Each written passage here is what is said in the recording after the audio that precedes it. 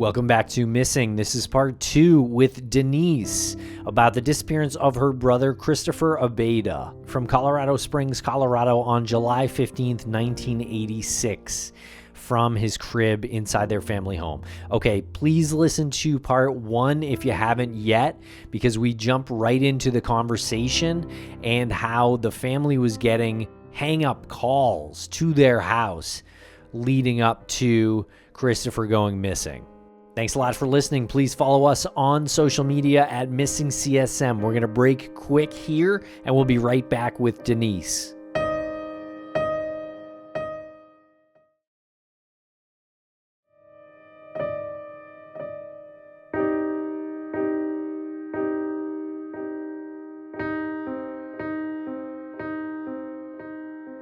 Around January of 87, so Christopher would have been gone about 7 months at this point, we start to get these hang-up calls at our house. And I missed that part early on because we had been getting hang-up calls at our house every day around 10 o'clock. I was in school, but it was my mom and Christopher who would have been home. And this was when they had been going on for a long time. You figure my parents were separated from around March to when Christopher went missing, but reconciling. And they had been going on even with my dad not living at the house. My mom would the phone would ring at about 10. It was always around the same time, mid-morning. She would pick it up, hang up the phone. Yes. Wish that she would have called and said, hey, this is unusual. Call the police. I'm getting these hang up calls every day. But it's kind of like one of these things my mom said where, she raised all her children, this big family. You always had people coming, going, and you're getting this call. And it's like, just like we get a spam call on our cell phone now or whatever, you just go hang up. It's annoying. I don't know what this is, but she's moving along with her life. She was busy. She was always on the go and doing things. Anyways, those hang up calls stopped the day Christopher went missing. We didn't get a hang-up call on Tuesday, July 15th, 1986. I think it was a Tuesday.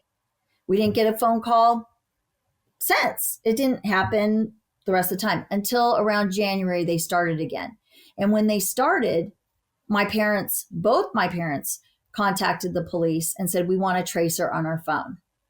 And why that's important is because if that phone call was meant for my dad or my mom, why are they both asking the police? Why wouldn't they just say, hey, the phone call, you're getting them because of me? They both asked for this tracer. We knew how important that was. Who's calling this person? We've been getting these calls. Now a baby's missing. Their baby's missing. If somebody's calling and hanging up, that's a big deal. So the calls were coming in, but they weren't coming in like every day like they had been before. They were coming in like you would get a hang-up call and then it wouldn't, and then there'd be some time that passed. It was kind of odd. And then they were starting coming in regular again, like I don't remember the exact time frame, but it's all documented. It took a long time. It took several months to get this call traced. And how it got traced was the caller at the time. I don't know how it works now, but I know at the time, if you had made a call, it was this big apparatus that got connected onto the side of the phone. And then you'd pick up the phone and say hello. And keep in mind, with that being said, we work like that means when you think about it in retrospect, when the police put that on the phone, who knows? They could even tape our own phone calls. We don't care. We're not, there's nothing we're hiding. That phone call, what's interesting about it is my mom, they wouldn't stay on the phone long enough. You had to stay on for so many seconds in order for the call to get traced. So my mom called up one of her friends who had a son. And she had her son come over. I don't know how many days this took, but she would bring her son over to answer the phone because it threw the caller off, and that worked. The caller didn't get one of our voices answering the phone. It got a male voice, and the caller stayed on the phone long enough to get a trace, and it traced back to the woman my dad had given to the name the day my brother disappeared. Sorry, whose idea was that to bring the mom. Mail? Once again, like, why is your mom coming up with all the, like... Yeah, I know. Jeez. She was incredible. Yeah. That's incredible. Mm-hmm. Okay, sorry. I didn't mean to interrupt. Go ahead. No, yeah. So the call traced back to this woman, and it traced back to her place of work. And so, of course, my parents get a hold of detectives. The same two detectives who are the original detectives. The same detective who said this woman was a good old-fashioned girl. They get a hold of them. They come back to my parents and they say, we know it was traced to her.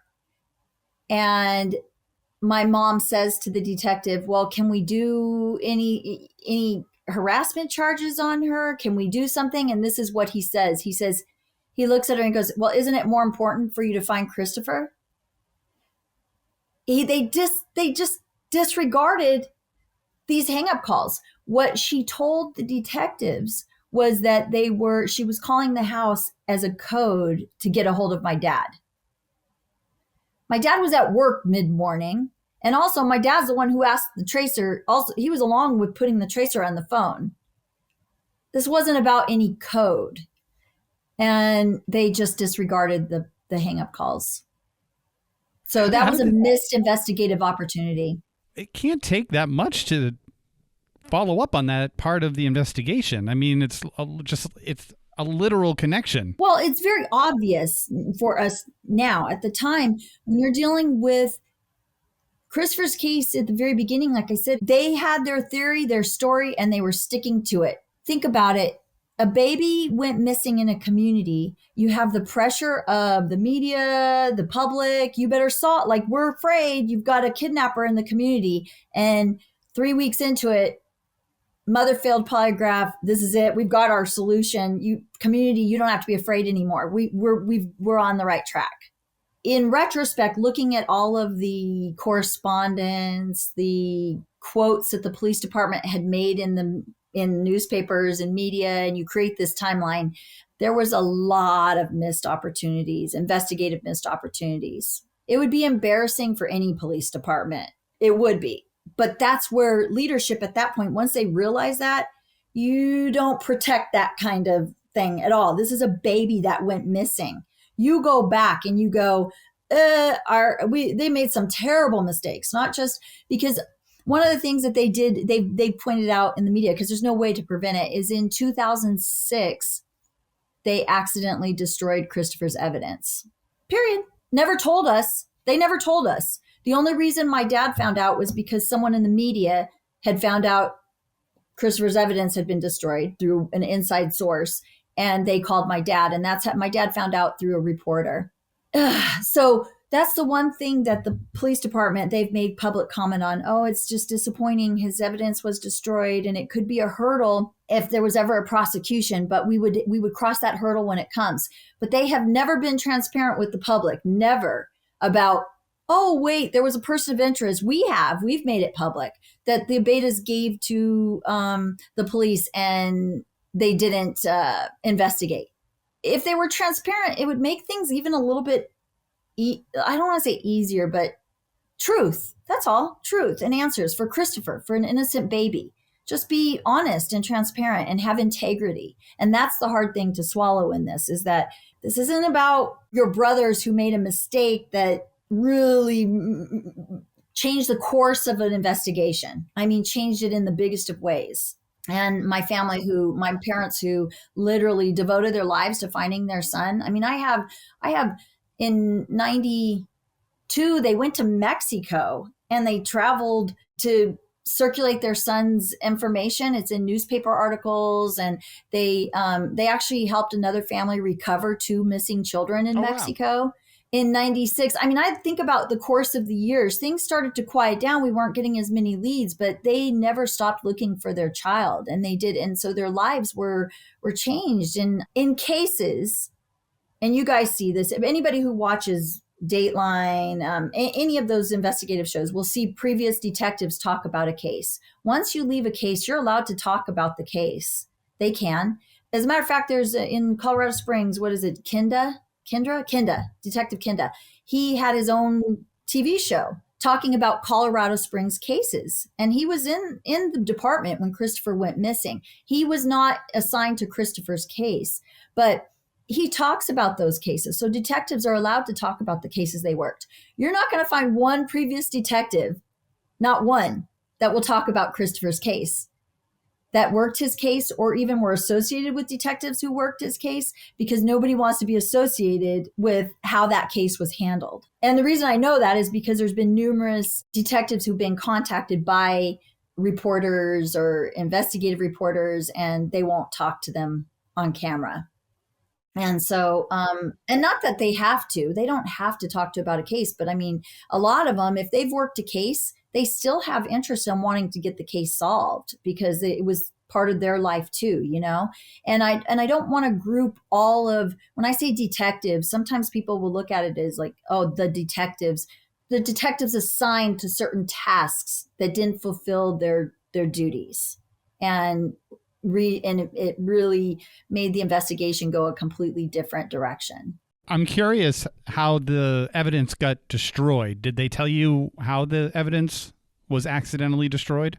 Yeah. So I met with the district attorney's office as well, an investigator there about the evidence. I actually met with them before I met with the police department because, of course, with our dealings with the police department, there's a level of trust that we've lost, right? Because of stuff that we've given them and that they hadn't followed through on. So the destroyed evidence, supposedly, it wasn't just Christopher's case. It was numerous cases that the evidence was destroyed. And they say it was an accident that all of this evidence was purged. In Colorado Springs, you only have one baby who was kidnapped from his crib that remains unresolved or unsolved. Like, this isn't a case that, like, this is, how many detectives in their career even work with a case that a baby goes missing from their home in a crib? Like, it just doesn't happen. There just aren't very many cases like that. And so for his case to get, it is hard to swallow to go, I asked the question, was it an accident? We'll never know, but that's what we've been told. Okay, so they said that it was purged, sort of like we just had a batch of cases that we needed to clear off the slate that didn't seem to be going anywhere, so we deleted everything, or? There's a lot of there are quotes in the media about it, about that evidence, and supposedly it got investigated outside of the CSPD. But what's my recollection is that they had somebody new working in the evidence department, and they purged all of this evidence on all these cases, on not all these cases, several cases. Yeah, I know. Makes no sense. Yeah. And we're talking 2006. We're not even talking like, in the 80s or, that kind of thing. So now keep in mind what evidence was purged. What evidence did they collect? Do you see it? Like they did a terrible job of collecting evidence on Christopher's case. So I don't believe, even with the evidence, even to this day, they've never given me a list of the evidence that was purged. Right. I mean, from what you were saying, they didn't even fingerprint, so there was no record there. Right. There was no forced entry, so it's not like they took photos of a broken in door. What is the evidence? His clothes, his bedding? You make an interesting point, because when I met with them in 2009, the detective said, it was my sister and I sitting in there, and I purposely did not bring my parents. I wish I had, but I didn't, because my parents were bitter. They were upset that the case had been, they knew, they lived it. And I said, we got to come in with a clean slate. I don't want any, we just need to know. We need to have answers and know what went wrong and how it went. And that meeting, the detective looked at me and he said, do you want to see pictures of the crime scene? Honestly, my reaction was, crime scene? Like, I was there. What crime scene are we looking at? So they show me they bring out pictures of the crime scene. So obviously those were not destroyed. Okay. So I expected to see the baby crib, and what they showed, there were three that I remember very well. One was a picture of, in my parents' room, my mom had a dresser. It was in front of the window that faced the street. And the dresser drawer was completely out on the ground. It was on the floor. And in the dresser drawer, what you can see are undergarments, bras, underwear. It's undergarments, and it's just laying on the floor, and it's ruffled over. Immediately, I knew what that was, because that morning, my mom is running around the house. I mean, just going up. Christopher's not here. She's running outside. She's running up. She's going up, and she's falling down the stairs. She's just beside herself. And my sister who had Down syndrome was there too, but she was kind of being awoken. But my older sister, who was in her 20s, and me and my dad. We were kind of like there that morning, not sure what to do. I immediately, the first thing we said was to call my sister who spent the night at her friend's house, just in case she came home in the middle of the night and saw Christopher or heard it. We weren't up, and she grabbed him. And then it was unlikely, but that's who you're going to call, right? She lived at the house. Did she come in, and that she took him, and she went to go get donuts and was going to come back and surprise us with, but we called her first. And then that's when we're all standing there. She didn't have, obviously, when they picked up the phone, I knew I woke them up. And I knew right away when you wake, they were at the house and they didn't have him. And that's when my dad says, let's call the police. And so we're doing that while my mom is running around the house and ran outside. And when we woke up that morning, the front door was left open. I looked at my mom and I said, we've called the police. You need to get dressed. She was in a nightie, and she goes in her room and she pulled out the dresser drawer and it went down to the ground. But they looked at that as a crime scene, like something more went wrong that morning, like there was a scuffle or there was something. But I wasn't asked about that my whole entire life until nobody said, hey, you guys, can we bring you in here? Tell us about this, even interrogate us about it.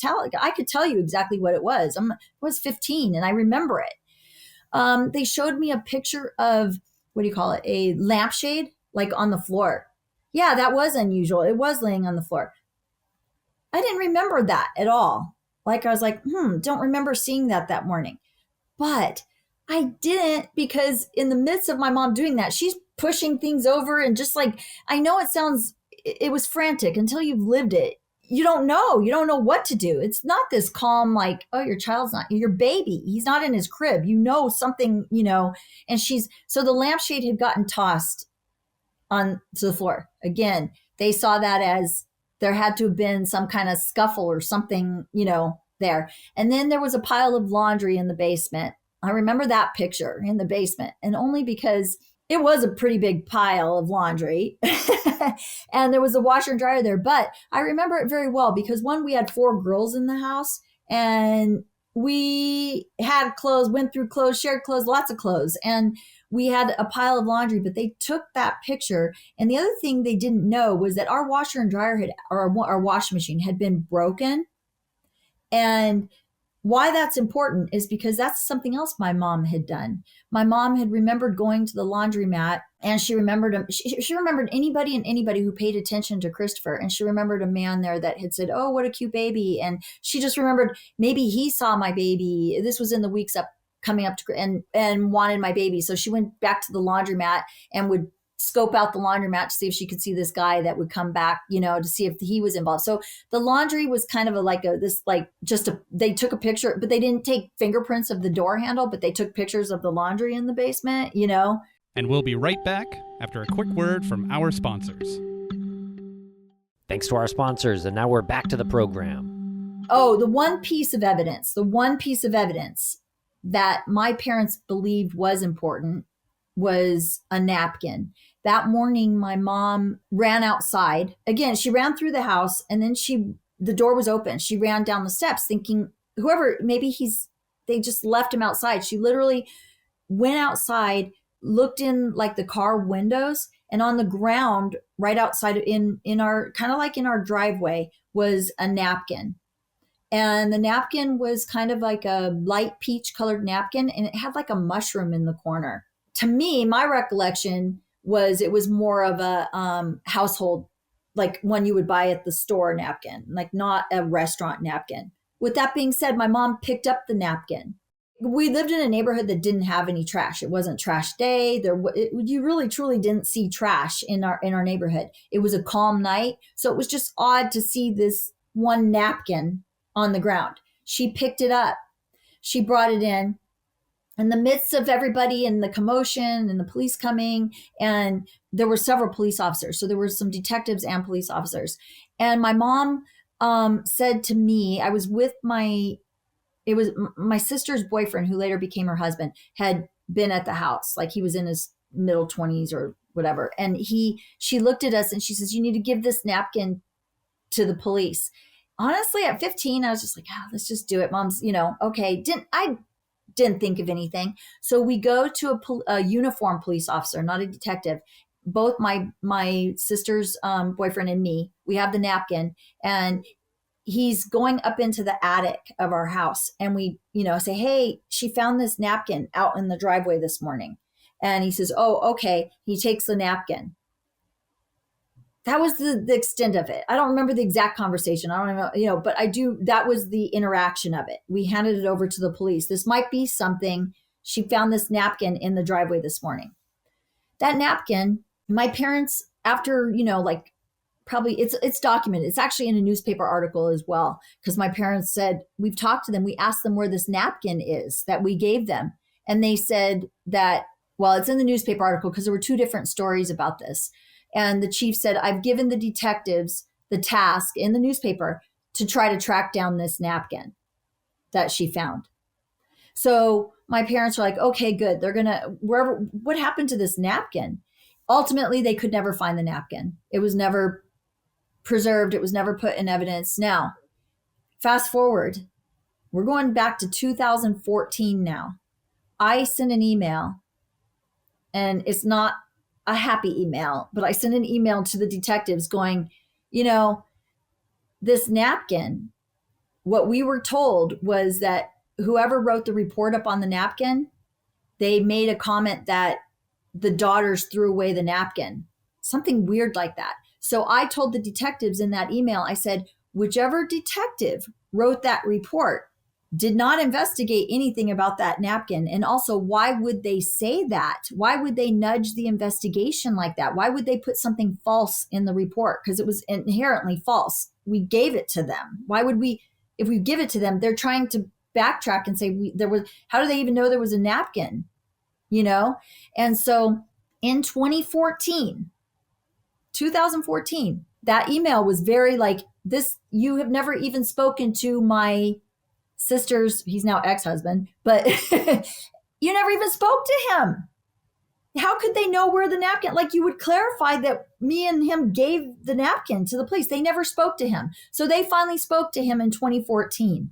And what also came of that is that detective in 2014 went back to our house that we lived at and went into the attic just to be sure. But you can see the email. It was from my prompting saying this napkin, whichever detective wrote in that report that the daughters threw away the napkin.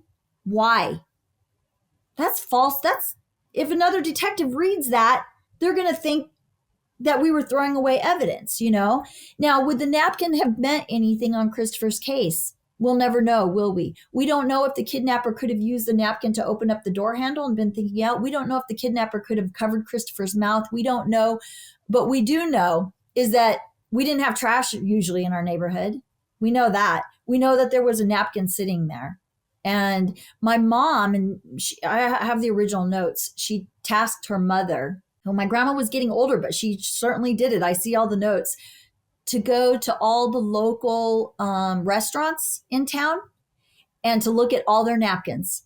And then they were trying to find different manufacturers who would have manufactured. Where would this napkin have been sold? What store? Where we had the description of the napkin and it's documented. And so my mom and dad did, my mom and her mom and all of us did way more investigating on the napkin than the police department ever did. So we could never find exactly where potentially, but my recollection was it was not necessarily a restaurant napkin. It felt to me more like it was a store-bought, napkin. Just want to express an observation here about them saying that the daughters threw the napkin away. If the napkin meant enough for them to report that the daughters threw it away, why didn't they contact the daughters and say, where did you throw this napkin away at? Where can we retrieve it? You know what I'm saying? If it was important enough to make the statement they threw it away, it wasn't important enough for them to follow up on where it was thrown away or contact you about it. Okay, but also the only reason the napkin was even known was because my mom and dad had, when they were telling reporters, they were saying, hey, they're mishandling this case. We gave them a napkin. So they had to come up with when the reporter goes to the police, because I have the comments that the police made in the newspaper article. They had to come up with, hey, we'll look into the napkin. And the chief says, I've told them to investigate where this napkin went and what happened to this napkin. Well, what my concern is whichever detective wrote the report that said the daughters threw it away, that detective is not a good detective. That's what you call a bad cop. Because Right. they made up a story and you hit it right on the button. Why didn't they talk to, I'm one of the daughters, and also my sister's boyfriend, who was credible. I mean, he was a computer science engineer. Like, we're not talking like the people in the house we're talking about credible people. They're not going to make up a story and lie and go, yeah, I gave him the napkin and didn't give him the napkin, but he had never even been spoken to.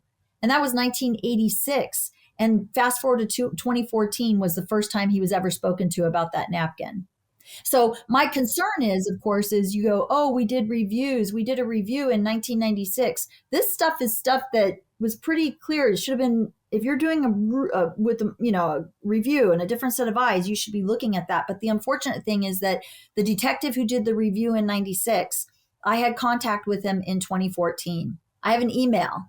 This is interesting. And this is something I don't think I've ever discussed. I know I haven't. Of course I speak to him because I'm like, if you did the review, help us out here. You're not. And that's when he said, I don't remember this woman's name in the report. Right. And I tell this detective, I said, since you were one of the original detectives, maybe you can go talk to the current detective and work with him. That makes sense, right? If you volunteer and you work with him on the case and see if you would be able to have some input. And he goes, yeah, I'll talk to him about that. Okay. That one of that original detective goes to the detective in 2014 and says, hey, I've talked to Denise, maybe we can work together.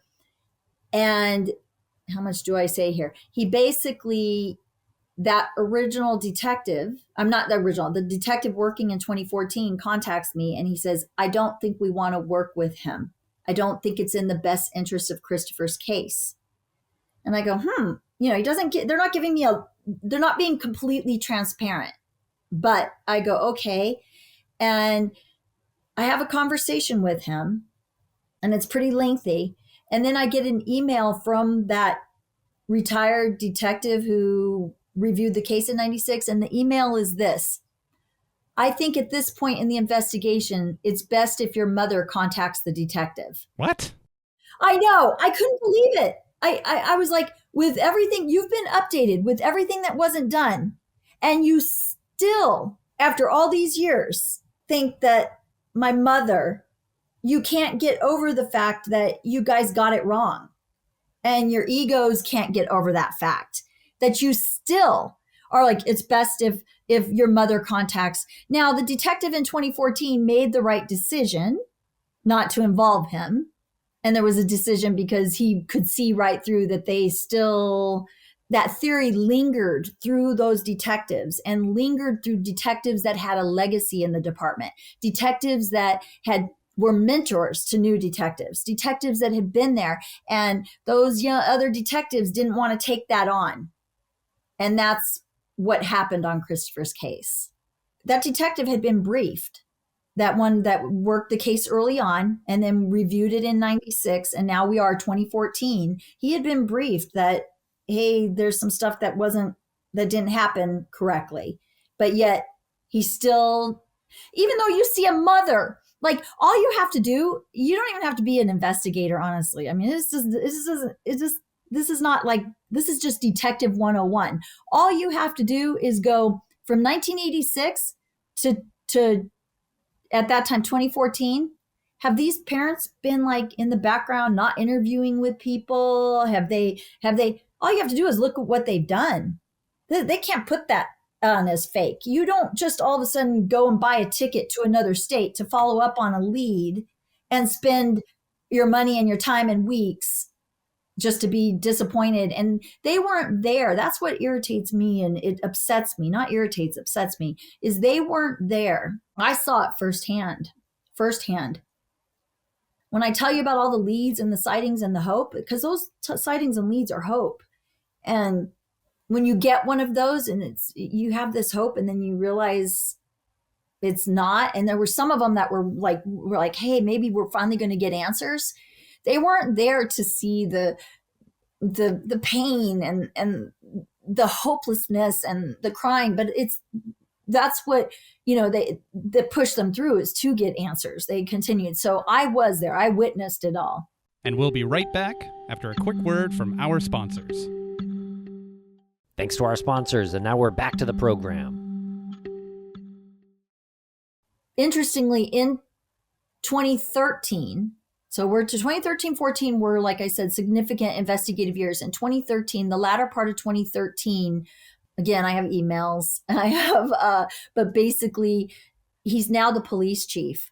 He was the lieutenant overseeing Christopher's case in 2013.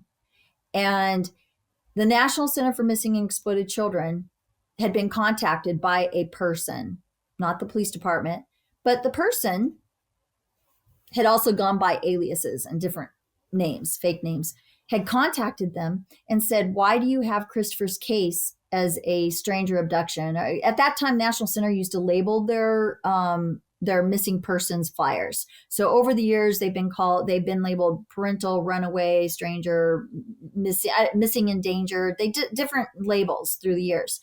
And my parents worked with the National Center from the first week. The caseworker in 87, 88, 89 would give my mother the tips that were coming in that were really only meant for the police department. But the reason they gave them to my mother is because they realized that they were not being followed up on by the police department.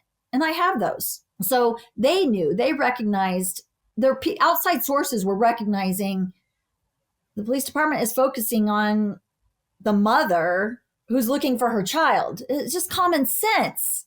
Like, you can only put on a facade or a fake for so long, and they never, ever, ever, ever once refused an interview about their son. They knew that they needed the public's help. They knew that the public was their eyes to find their child.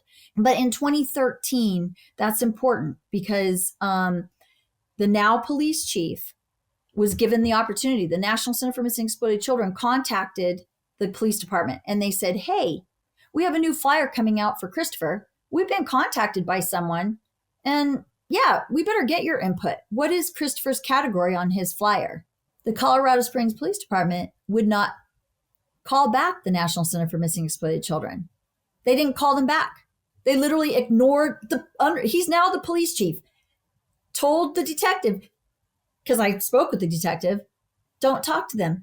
And so I then go, this is a problem, guys. If we're in 2013 and you can't categorize my brother's poster after all these years, like, we've got a big problem. So we got on a 3-way phone call with he was the lieutenant back then. So it was the lieutenant, sergeant, and detective, and myself. The irony of it is the detective didn't say a word. The sergeant didn't. I say this not trying to be mocking, but they didn't say a word. It was the lieutenant. And in my mind, I thought, why aren't you guys standing up, detective? Why aren't you, like, this is odd for me because you talk the talk, but all of a sudden we're now on the phone with your boss, who's now the police chief.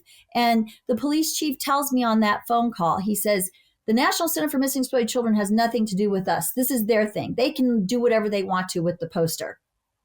He says, and also one more thing, Denise, I don't want your barrage of phone calls to the detective anymore.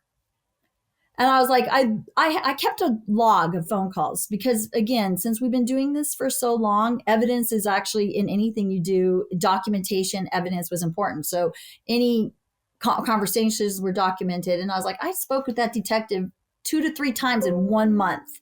That was not a barrage of phone calls. It was then, if you look at all the posters, and nobody ever came out with a public statement. What the caseworker, everybody was, not everybody, but it was like the caseworker and upper ups that were involved at the National Center with this whole debacle with the labeling of Christopher's poster.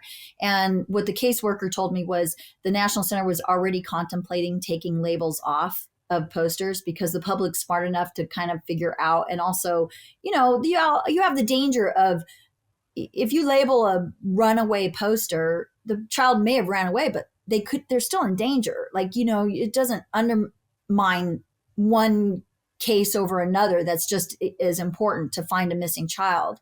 And so ultimately they took off all the labels on all of their missing persons posters. And that right there is a piece of a fact that most people don't know, that it co-aligned with the Colorado Springs Police Department's leadership, that they wouldn't. And in my mind, this is what I feel happened. They could have easily stood up to me and said, no, Denise, we're going to say parental. We think your mom's involved. We're going to label it. They didn't, because they know that my brother was not kidnapped, by my parents were not. But if they had to label the poster, it would show that they had botched this. Their previous detectives, all their and keep in mind what I was told in 2013 and 14 and all those, they talked about the previous detectives as old timers. The old timers still come around here in the department. The old timers have coffee and discuss cases. So those original detectives were still lurking around in the department. Wow. Well, it seems like your family's really been through the ringer with the disappearance of your brother. I'm so sorry to hear about that. Seems like the investigation was more of an exercise in confirmation bias than critical thinking, and that's a real shame and a stain on that department as far as I'm concerned. What are your near-term goals in the case?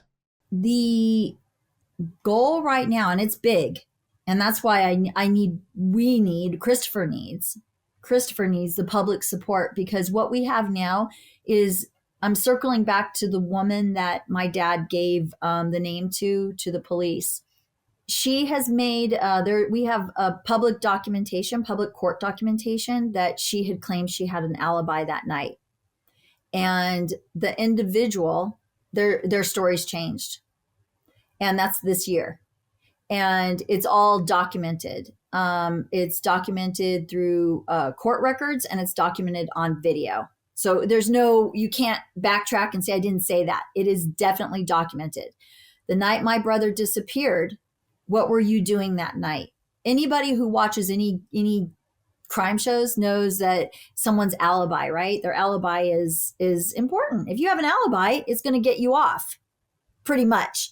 So this woman had said she had an alibi, and she said it was her brother. Well, her brother's story has changed, and that's been given to the Colorado Springs Police Department. And it's huge. It will propel the investigation if it's investigated correctly. Where I'm at right now is there is a sense of urgency, because we can't let this be another missed opportunity just to protect a brotherhood or an institution. It just can't. We know we have the possibility of getting answers. We know someone has lied. We know someone has lied to obstruct justice. And so with that being said, I have been in touch with the district attorney's office. I've been in touch with the mayor's office, the attorney general's office, and the governor's office of Colorado, so that nobody's going to say they weren't aware. They're being given information, documentation. And where we're at now is, I do have communication with the Colorado Springs Police Department, but I don't have faith that they're going to do the right thing here. And because the same leadership, and now it's the command staff, was involved in Christopher's investigation when a wrong could have been made right in 2009, 10, 11, 12, 13. So with that being said, we are hopeful that the Attorney General's office can initiate an investigation on the integrity of a case. There's a process that's involved. Laws changed in 2020. So you can't go back to when they accidentally destroyed the evidence in 2006, but we can definitely prove that their destruction of evidence has an effect on the case today, and many, many, many things that they've done. And again, it all goes back to, do you have proof and evidence? And yes, we do. And I wouldn't say this confidently if I didn't believe we did. That's where we're at. We just want answers. That's all. And if the person who was involved in Christopher's kidnapping is never going to speak the truth, then the people who have helped cover up that truth should be held accountable.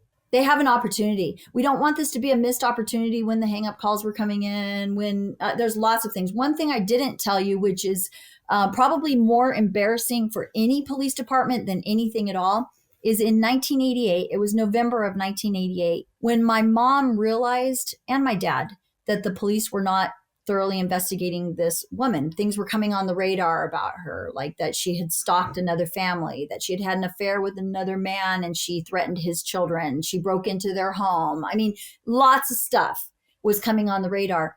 My mom went to her home because if you believe somebody's kidnapped your child, again, when you talked about risk, that was a huge risk.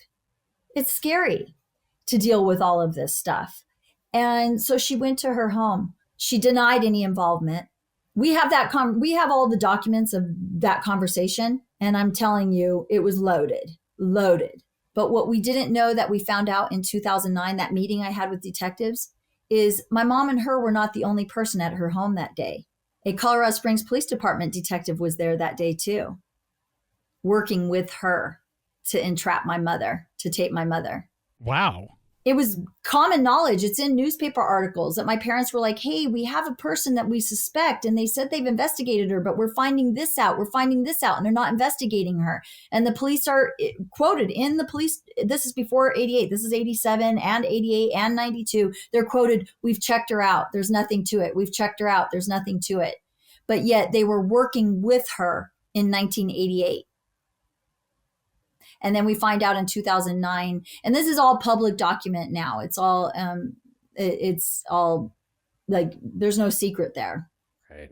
Wow. Well, this is just a more complicated case than I even ever imagined here, Denise.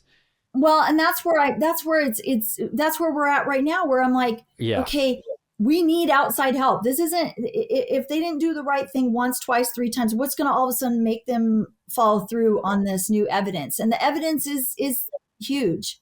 I think the media attention that you're getting right now from podcasts like this, and I saw a News Nation article from September, all that is extremely positive. I would say keep doing that stuff as much as possible, because the one thing the police department won't want is more talking about this case. So I think you're doing a great job in this. Well, we appreciate you coming on and telling the story of your brother, and knowing that this is a platform that you can use for that communication to broadcast this out to people and make them aware, and to even put some heat on law enforcement to, keep going, like hold their feet to the fire. But you're more than welcome to come back on if there's any other updates, or if there's anything else that you want to say about Christopher. I think I appreciate that. Yeah, of course. Yeah. I really do. And I do appreciate you allowing me to, your mind, sometimes it's not all in chronological order when I'm thinking about things, and I go back and I go, oh, the timeline. Yeah, I do remember this or that. It's all there. And like I said, the one thing we've done, and I would hope other families who see themselves in our situation, like they're looking for someone and they don't feel like they're getting the help, is, if I could give one piece of advice, it'd be just document everything, then create just a hard type timeline so that there's no refuting it. And hopefully some outside sources will come through, and that's what we're pushing towards. Mm-hmm. Yeah. Well, I thank you both very much. Thanks a lot for listening. We really appreciate it. Don't forget to like and subscribe, and please share this story if you can. Thanks a lot.